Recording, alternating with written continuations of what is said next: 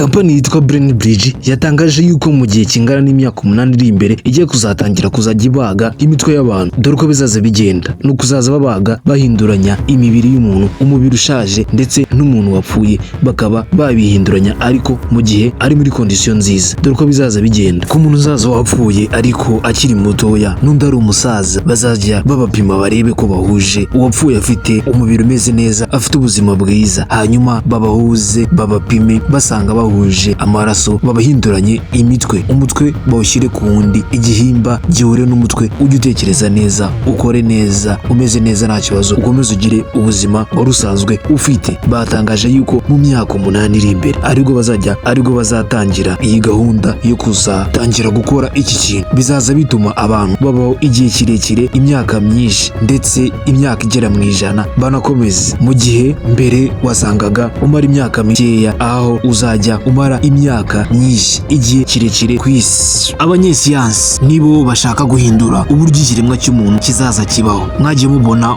uko bahindura bakanakubaga ufite umubiri ushaje, iminkanyari bakayikuraho ukazana uruhu nk'urw'umwana mutoya. Uku niko bigiye kuzabigenda. Wibuke gukora subscribe. Njyewe ndi Arsene UK.